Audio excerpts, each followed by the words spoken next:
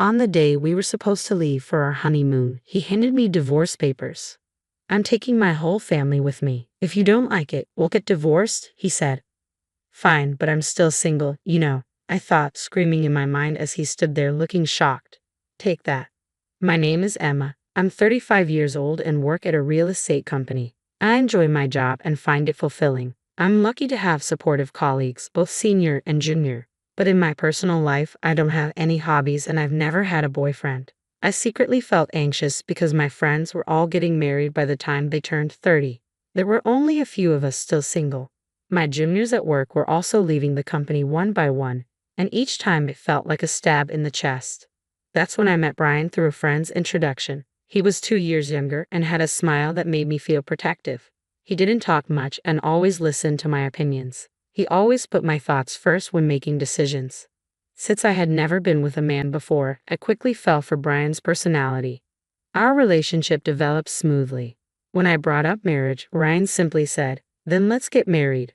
Marriage involves making many decisions: planning the wedding, the honeymoon, and finding a new home to live in together. It's a major, once-in-a-lifetime event, so I wanted us to make these decisions together. But no matter what we talked about, Brian would always go along with my opinion. He never expressed his own thoughts, just agreeing with whatever I suggested. Ryan's passive nature started to feel unreliable to me, and I began to feel dissatisfied with him. Another thing that troubled me was my relationship with my mother-in-law. Her personality was completely different from Brian's easygoing nature. She doesn't listen to my opinions and always imposes her own ideas. "When you get married, Emma, of course you'll quit your job and focus on taking care of the house, right? At your age, if you don't hurry, you won't be able to have children. Brian is working hard, so as a woman, you should focus on the family. It's the wife's duty to support her husband," she said as soon as I went to greet her. She clings to these old-fashioned ideas. The truth is, I earn more money than Brian. He doesn't seem to mind and has even told his parents about it, but his mother doesn't seem to like it. A woman who earns more than a man doesn't have any charm. Maybe you can't do any household chores, can you? A wife should be able to cook, do laundry, clean, and take care of her husband's health. Can you do that? My mother-in-law said, looking down on me. If it were Brian saying that, it would be one thing, but it feels different coming from my mother-in-law. It's not something to brag about, but I can handle all household chores since I've lived alone for a long time. I have no intention of quitting my job after marriage, and I want to prioritize myself as much as Brian. That's what I thought, but when my mother-in-law criticized me, Brian didn't defend me. Instead, he nodded along with her statements. Because of that, I started feeling uneasy about relying on Brian for the rest of my life. Well, Brian is younger than me, so maybe he'll become more reliable in the future. If this marriage doesn't work out, I might never get married in my life. Anxiety and desires clash in my mind, swirling around in endless conflict. However, time doesn't wait, even when I'm troubled. There are so many decisions to make for the wedding: choosing the venue, planning the honeymoon, applying for time off from work, and more. The to-do list keeps getting longer. With a sense of unease, I spend busy days preparing for both work and marriage. One day, I discussed with Brian, considering our work schedules, we can only take a long vacation at this time. Is it okay to have our honeymoon during this period? Yeah, I think it's fine. Both Brian and I have similar quiet periods at work. If we want to take a long vacation, this is the only timing we have. The problem is the wedding. The venue I've always dreamed of is so popular that it's booked for over a year in advance. In that case, what about going on the honeymoon before the wedding? I looked it up, and it seems some people do that. If we have the wedding first, it will be another 2 years before we can go on the trip. If you are okay with that, Emma, then I'm fine with it too. I thought Brian wouldn't object but to agree so readily. At this rate, it seems like all my opinions will be accepted. For the honeymoon destination, the menu for the wedding, and the decoration of the venue, I do have a desire for Brian to express his own opinions a little. But it's better than being opposed, so whenever I found a moment, I continued to progress with the preparations for the honeymoon and the wedding. In the end, we decided to go to Europe for the honeymoon. I debated until the last minute between Hawaii and Europe. Hawaii is close by, and I'm sure there will be another opportunity to go there, so I chose to take a trip around Italy and France, experiencing the picturesque streets and delicious cuisine. I also wanted to explore the stylish accessories and maybe buy some commemorative tableware since it's the start of a new life. After considering various schedules and destinations, I completed the application about a month before the tour. By that time, I was completely excited. After all, it's my first overseas trip. It's impossible not to feel thrilled. My mind became filled with everything related to Europe, from buying the necessary items for the trip to planning our activities at the destination. Because of that, any dissatisfaction I had with Brian had completely disappeared. As the honeymoon approached 1 week away, Brian suddenly brought up a conversation. Emma, I have a favor to ask. A favor that's unusual. I wonder what it could be. It's rare for Brian to ask me for something. Could it be about the trip? Did he find a place he wants to visit? What is it? What's wrong? I asked, filled with anticipation, and he innocently made the request. I want to go to St. Taylor when we're in Paris. Mom really wants to go there. What? My mother-in-law? Wait a minute, what do you mean? I couldn't catch up with this sudden situation, but Brian replied as if it were obvious. Huh? Since everyone is going, we'll all be together even during the trip, right? What do you mean by everyone? It's a honeymoon, so it's obvious that it's just me and you, the two of us going. But my mom thinks it's normal for the whole family to go. First of all, I only made reservations for 2 people, you and me, Brian. The tour deadline was 7 days ago, so today is the last day to register. Regardless of whether we go together or not, I only booked for 2 people, so there's no way we can go. If you ask the travel agency, they can figure something out. As I was dumbfounded by his statement, the intercom in the house rang. On the intercom screen, I saw the figure of my in-laws. Without caring about my surprise, my in-laws entered the house carrying a large number of bags. Ignoring my objections, my mother-in-law's eyes sparkled as she announced, I thought I'd leave the luggage here since we are leaving soon. I'm so excited. Then Brian said, just leave the luggage here, and started leading my in-laws into the room without my consent. Wait a minute, I tried to stop him in a hurry, but my mother-in-law stared at me sharply. Oh, what is it, Emma? I hope you're not suddenly saying I don't want to go together now. I didn't agree to go together in the first place. I immediately retorted, but my mother-in-law paid no attention, saying, you heard it just now, didn't you? But Brian always thought we would go together with you, right? In response to my mother-in-law's flattering question, Brian replied with a simple yeah. Taking advantage of his affirmation, my mother-in-law began to deny me.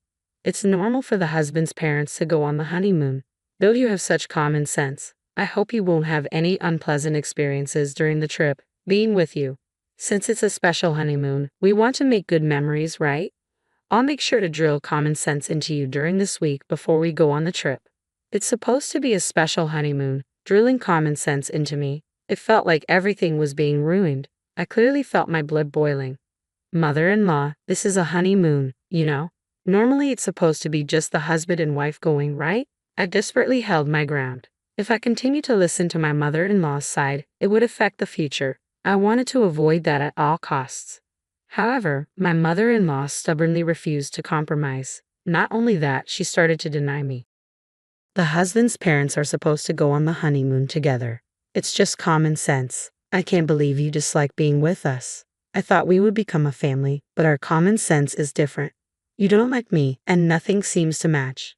How sad.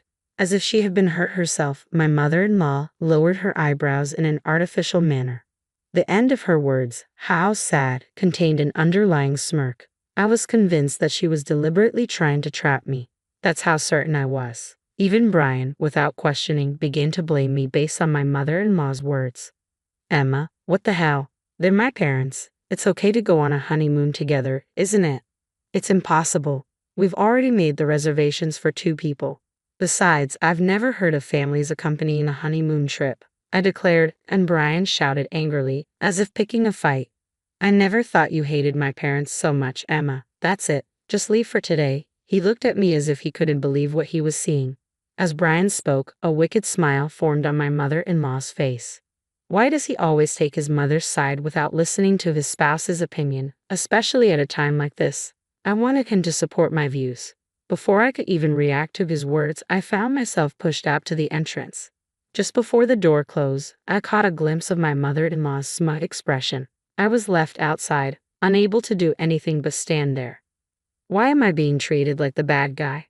Why does everything have to be ruined, including this precious trip? Frustration and sadness overwhelmed me, and tears began to flow. A few hours later, I received a message from Brian. I want you to see if it's still possible for them to join the tour. If not, we'll cancel this trip and apply for a tour where all four of us can go. Please think rationally. If you reconsider, we can figure it out properly. I don't think I'm in the wrong, so I have no reason to apologize or respond. Brian must be angry too because there was no contact after that message. Time passed, and the day of our honeymoon departure finally arrived. I couldn't imagine enjoying it in this state, but we had been preparing for this honeymoon for a month. I couldn't refuse. As I prepared to leave the house with a heavy heart, the intercom rang. Brian had come to pick me up. We hadn't seen each other since that incident, so I didn't know what kind of face to put on. The fact that he came to pick me up meant that he still intended to go on the trip. But he didn't have a single suitcase with him. Instead, he handed me a divorce paper.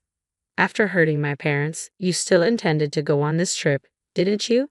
I'm taking my entire family on this honeymoon. If you don't like it, let's get a divorce. My mom said it would be better that way. Saying that, he throws the divorce paper in front of me. In that moment, I finally realized what kind of person he was. I thought he would listen to my opinions and prioritize me, that he was kind. But that wasn't the case. This man is just someone without his own opinions, and he prioritizes his family over me. That's Brian. As I came to that realization, I felt my feelings for him cooling down. Even if I were to marry him, I couldn't see myself overcoming the many challenges that awaited us in the future and becoming a family with that mother-in-law. It was an impossible scenario. Determined, I pointed at the divorce paper in front of me and said, "Sure, but I'm still single, you know." "Huh?" Brian exclaimed, clearly surprised by my words. "Single? What do you mean? Weren't you listening? We talked about going on the honeymoon but delaying the registration until the day of the ceremony. I made sure to get your permission, Brian. You know that, didn't you forget? The marriage certificate is still in the drawer, and you even said, if you were fine with it, Emma, then I'm fine too." "That's right. Divorce or not, we're not even married yet. There's no problem with going on the honeymoon with my maiden name." Perhaps he remembered my words as Brian's expression suddenly changed. But immediately, he turned red and raised his voice in frustration. "Are you out of your mind to give up on marriage just because of a honeymoon? Get a grip," I responded, matching Brian's intensity with my own strong voice. This is the result of me being rational. I've been so desperate to get married that I couldn't see reality clearly. I don't think I can be happy marrying someone who doesn't listen to the opinions of their future spouse and doesn't support them. I'd rather stay single for life. Thanks for making me think that way. I keenly felt that this saying was true. "Hey, Emma, let's calm down and start over from scratch, okay?" He looked like he was about to cry. His pleading voice trembled. But I won't be fooled anymore. I will break free from this guy. Without realizing it, I found myself shouting loudly at Brian. "If you're so eager for a family trip, why don't you go with your family of 3? But you'll have to plan everything from tour reservations to the itinerary by yourself. After always depending on others, it's time you experience the challenges yourself. If you think you can handle it, go ahead, you indecisive man," I said as I pulled the marriage certificate from the drawer and tore it to shreds in front of Brian. He was stunned by the sudden turn of events, his mouth hanging open. My determination overwhelmed him completely. "Now, do you understand how serious I am? I won't accept a future in the dark. It's over between us. Why don't you hurry back to your beloved mommy and cry to her, you mama's boy?" With that, I left Brian dumbfounded, slamming the front door behind me. Given his demeanor, it wouldn't be surprising if he did go cry to his mother. Afterward, I called the tour company to cancel our reservations. Since it was a same-day cancellation, we were hit with a 100% cancellation fee. I billed Brian for the entire amount because he was the reason our honeymoon fell apart. It felt like the right consequence. Later on, Brian blamed me for the failed marriage and spread rumors about it among our friends and family. However, it seemed no one sympathized with him. Instead, his actions labeled him as an unconventional mama's boy, and he was disliked by many. When I told my parents about the divorce, they were initially surprised but quickly accepted it. "Marriage isn't the only path to happiness. Your happiness is what matters, Emma," my mother reassured me. I couldn't have been more grateful for her support. As a side note, since then, I've discovered a new passion for traveling. I didn't want to waste the vacation time, so I embarked on my first solo trip. International travel was a bit challenging at first, but I found peace exploring historic cities I'd always dreamed of visiting. Being alone is surprisingly enjoyable. I realized during my historical adventure. Thanks to that trip, I've embraced solo travel fully. Whenever I have time off, I'm already planning my next overseas journey. I've started a life where I'm not defined solely by marriage but by my own experiences and happiness.